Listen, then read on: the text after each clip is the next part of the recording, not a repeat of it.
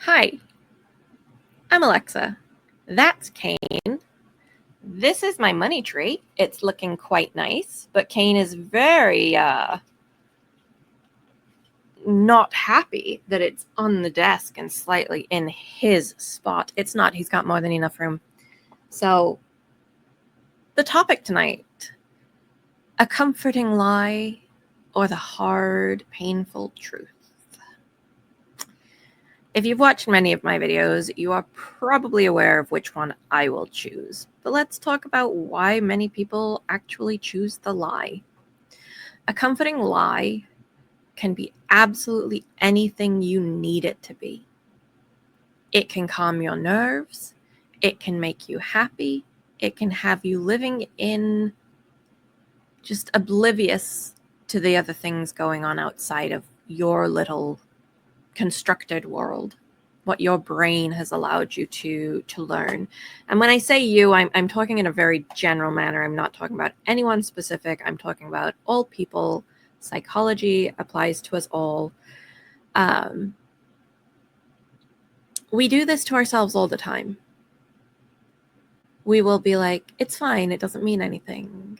Or we do the opposite. We might actually stress and come up with reasons. So let's say you're in a relationship. You might come up with all these reasons why someone is obviously cheating on you. And in reality, none of the things you see actually mean they are, and they might not be. But it's more simple. It's easier for us sometimes to come up with a reason to justify behavior we want to do when those decisions are hard by putting it on someone else or something external, which isn't the exact reason why we comfort ourselves with lies, but we also can do the opposite, where we don't want to see the warning signs, because by doing that, it would shatter our happy little existence as it is at the time we're accepting the lies and perpetuating the lies. The truth, on the other hand, is not comfortable. It doesn't fit nicely and neatly into the space that we have for it.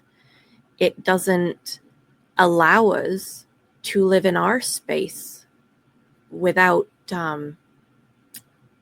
being disturbed, right? It forces us out of our space a little bit to see something new, to experience something new, to know that who we might have thought we were or what we thought we were doing with our lives is not exactly the thing that's happening. This can be in every aspect of our lives, relationships, obviously, whether that is work, family,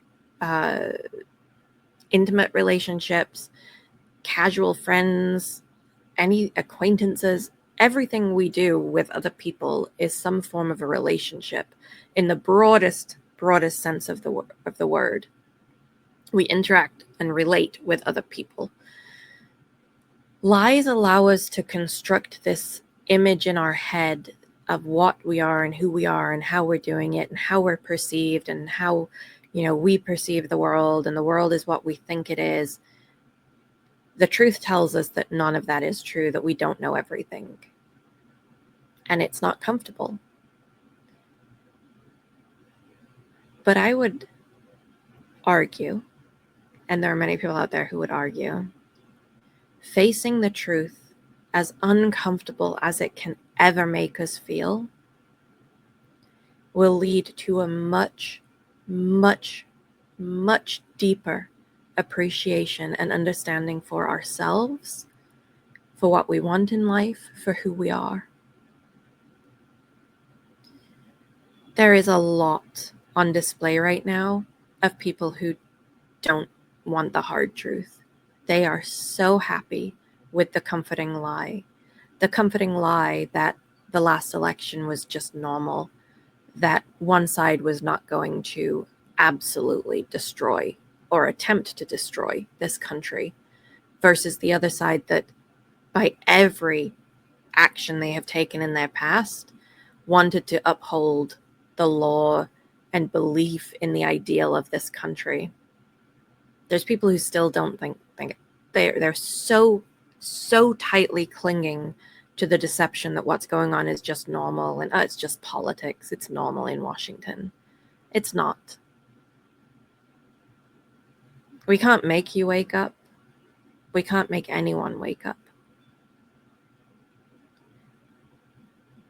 There will come a day for many people where there is no more lie left. There will be something that is too big for that lie to cover. And that's going to hurt. It always does. Think about a relationship you've had where you finally realize, and it just like it clicks.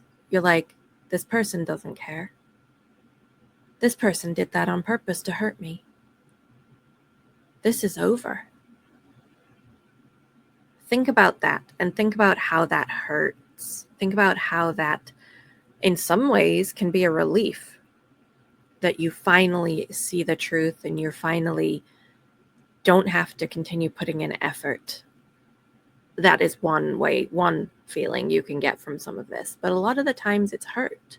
Because now, if you don't have that relationship, and a lot of us, it's the same with a job. If you lose a job, a lot of us put so much importance as who we are when we say, imagine, what are the first 3 things you talk about when you meet a new person? Hi, who are you? What do you do? Are you married? Are you single? What's your job?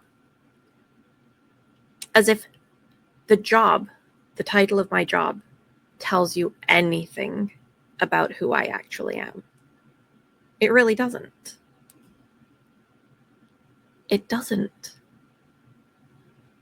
Having a significant other, you're a person, a whole, complete person on your own without anyone else in your life. Not your partner, not your children, not your parents, not your friends. You are a complete person, all on your own. Now, does it tell us that you're a person who likes family? Sure, but how many billions of people have families and say the exact same thing about themselves? One of the things I've noticed is on every cooking show, and other competitions too, but cooking shows, I watch a lot of Food Network, all of the contestants will be like, well, I'm from this country, or my family is this ethnicity, or from this country, or whatever. And food is very important to us, to our culture. And I just get like, it's important in every culture. Literally, I think you could go online on like, I think the one I was watching the other day was Guy's Grocery Game. So you could go on there, watch every episode, and I bet you could find probably 50 to 60, 70 countries mentioned. I'm Italian. Food is very important to us. I'm Puerto Rican. I'm Dominican. I'm Mexican. I'm from Japan. I'm from this. I'm from there. I'm from England. Food is important to us too. We gather and celebrate and have food. It's like everywhere. It doesn't matter where you come from. It's like a human thing is to gather and have food, and it's important to us. But this is where we tell ourselves these things, and they comfort us. And they're not necessarily lies, but they're also not the full truth, right? By saying those things, we are setting ourselves apart from others.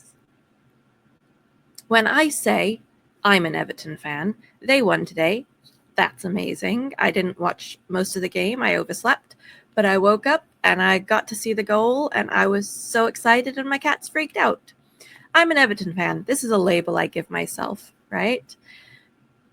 That tells you automatically that I'm almost certainly not certain other fans. It puts a line in the sand that divides me from all those other fans. It puts me on the same side as other Everton fans. Now, There is psychological benefit to having community and having groups and having things that make us feel like part of those things. So whatever country we're from, whatever religion we're from, whatever part of this country we're from, we need those things to feel like we're part of a community. And they make us feel good, and they're not harmful unless you take them too far.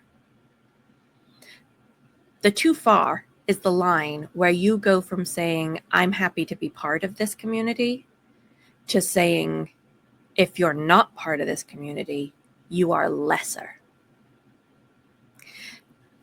And that line gets crossed daily by a lot of people without realizing it.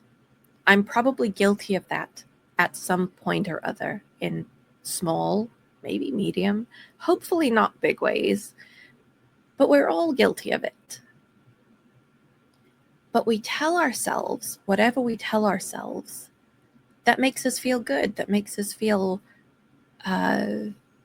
like what we're doing is the right thing. But is it the right thing, or is it just what we want to be the right thing?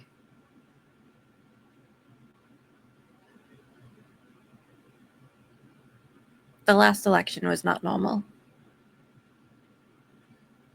It has been a premeditated, concerted attack on the rule of law in this country for the past 20, maybe even 40, 50 years. It has. They've admitted it. They have put it all out there what their end goal is. They want a religious dictatorship to force everyone else to follow their beliefs. They want to keep people out of moving up in life. They want to, there was even a recent report of someone who wants to kick people off of Social Security and Medicare and Medicaid so that they'll die, because then it'll be cheaper for the country. That's who they are. That's who's pulling the strings right now.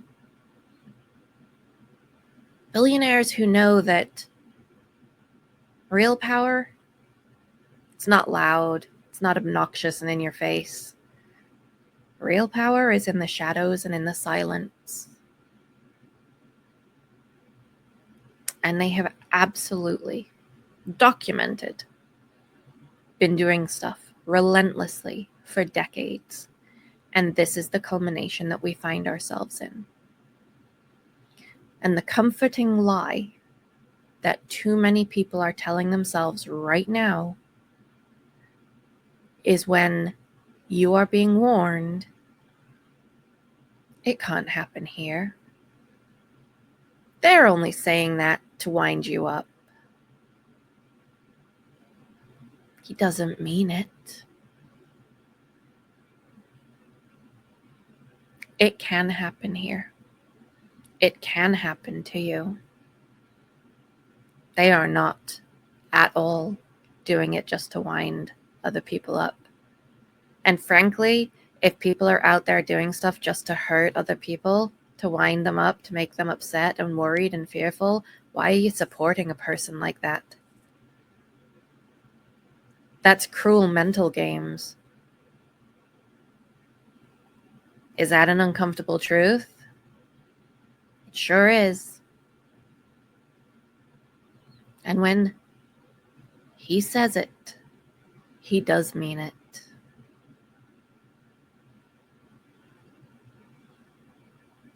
I've been through some things. Most of us have.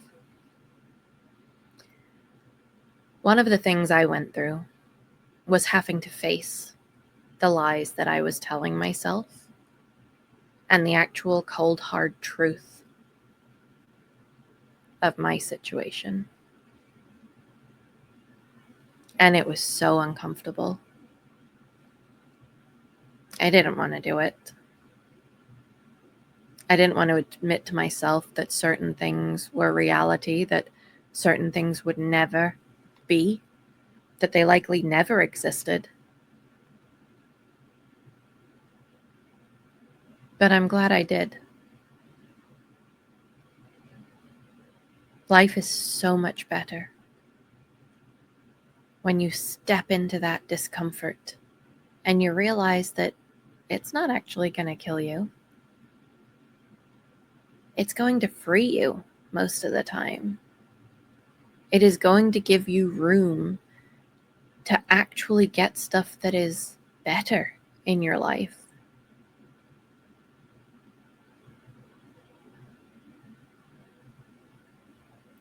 So yeah, as much as we can, we need to stop.